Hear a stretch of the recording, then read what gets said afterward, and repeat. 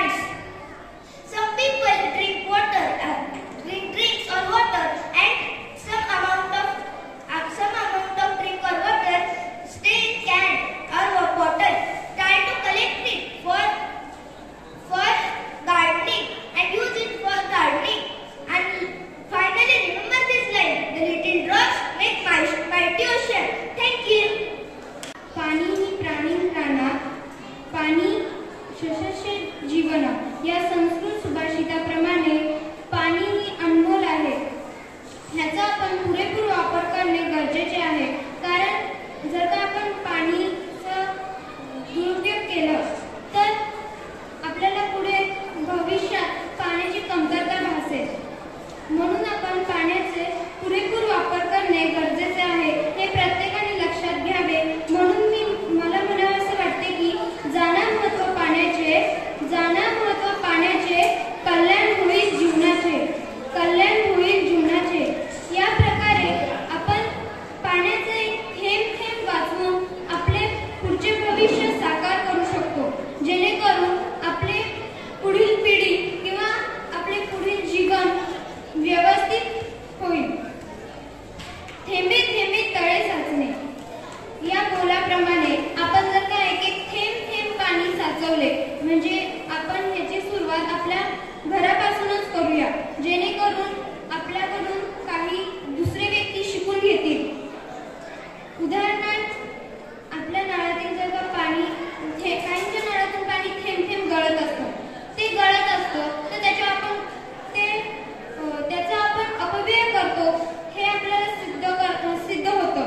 म्हणून त्याच्यावर जर का आपल्याला उपाय म्हणून आपण त्याच्याखाली एखादं भांडं ठेवू शकतो किंवा त्याला आपण दुरुस्त करू शकतो, जेणेकरून आपण त्याचा पुरेपूर वापर करत आहोत हे आपण इतरांना सिद्ध करून दाखवू शकतो.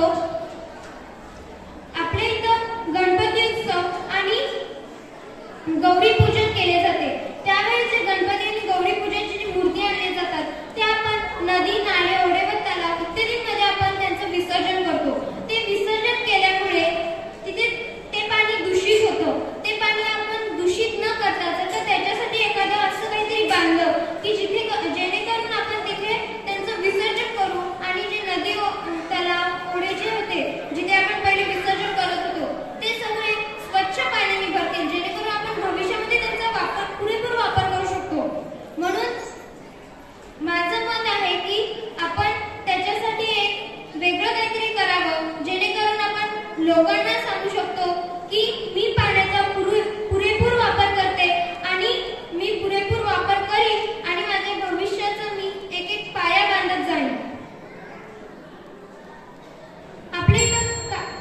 आपल्या कारखान्यांमध्ये काही जे सांडपाणी असतं ते आपण लोक नदी नाल्यांमध्ये सोडून देतात. तसं न करता जर का आपण त्याचं प्युरिफिकेशन काही त्याच्यावर प्रक्रिया केल्या तर आपण त्याचा पुरेपूर वापर करू शकतो.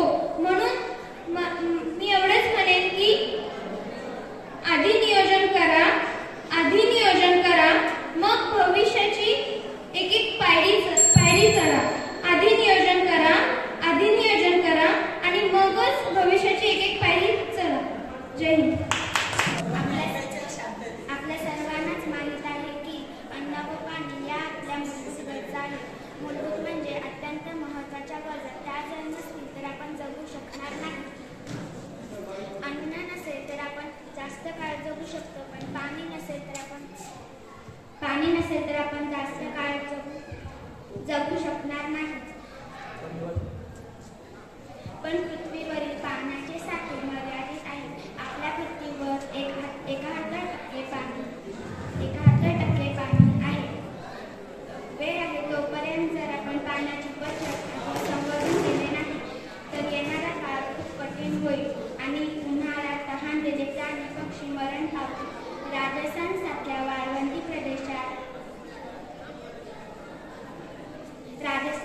वाळवंटी प्रदेशात तेथील पाण्याची तुटवड आहे. तेथील लोक पाण्याच्या एक एक थेंबाला महत्त्व देतात. पाणी जसे देवाने दिले तसेच निसर्गाने दिलेली देणगी आहे.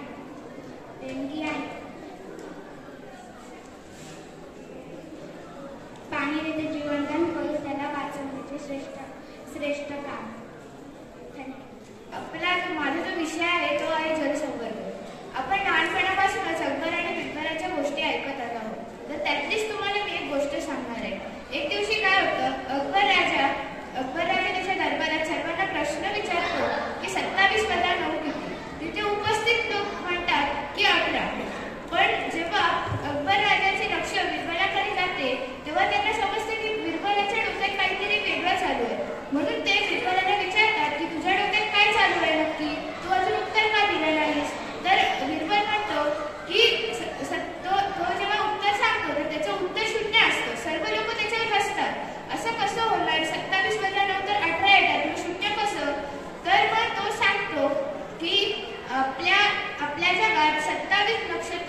त्यातली 9 नक्षत्रे पाण्याची आहेत.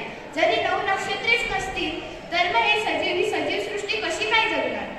तर हाच विषय आहे माझा विषय आहे जलसंवर्धन.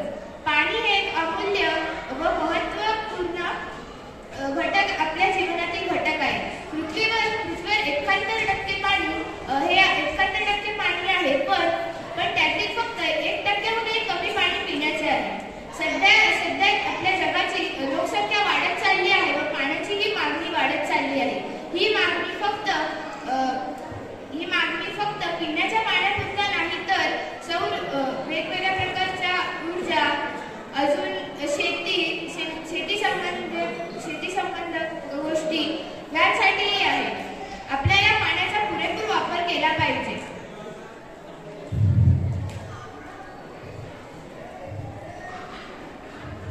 जर एखाद्या ठिकाणी पाण्याचे वेस्ट होत असेल, कुठला नळ चालू असेल किंवा तिथून ते पाण्याचं खूप वेस्ट होत असेल तर आपल्याला तो नळ बंद केला पाहिजे. आपल्याला निरीक्षण केले पाहिजे की कुठे कुठे पाण्याचा वेस्ट होत आहे, तर तो वेस्ट आपल्याला थांबवला पाहिजे.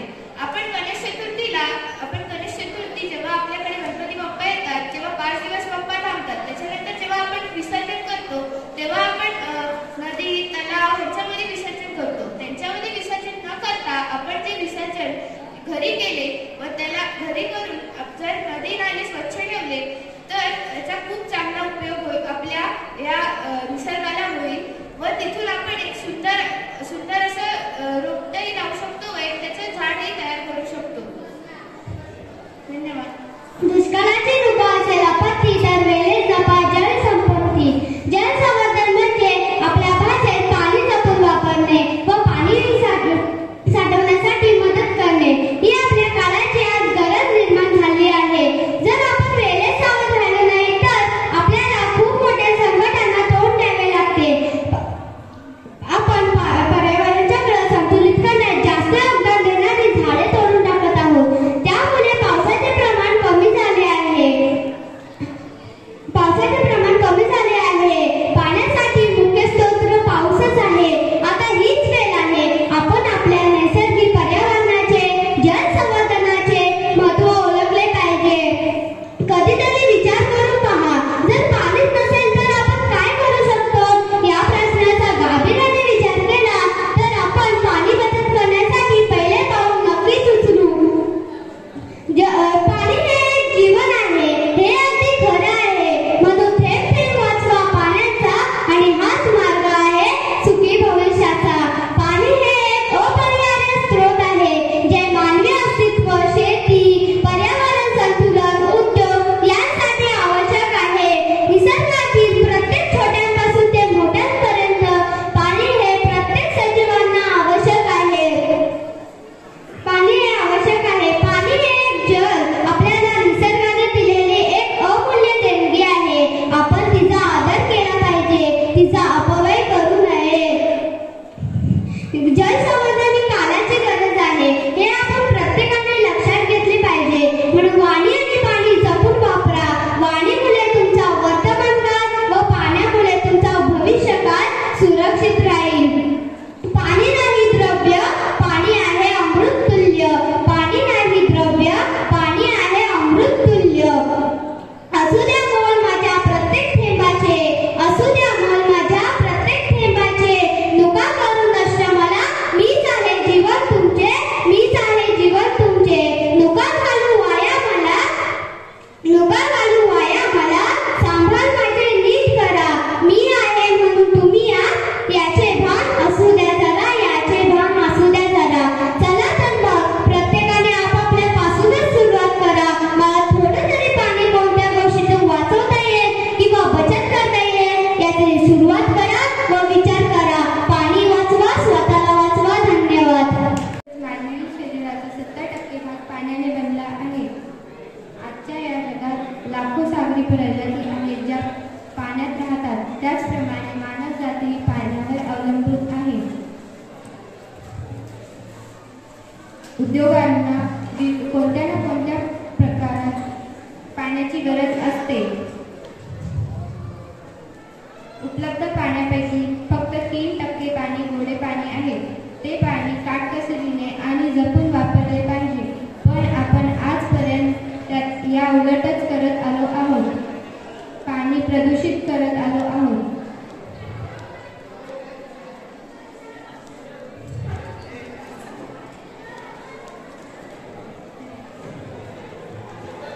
उद्योगांतील सांडपाणी थेट आपल्या जलकुंभात येऊन विखुरले जाते. जलसंवर्धनामुळे शेतीसाठीही पाणी उपलब्ध होऊ शकते. सामान्य जनतेचा बुलंद आवाज. सत्य पोलीस टाइम्स.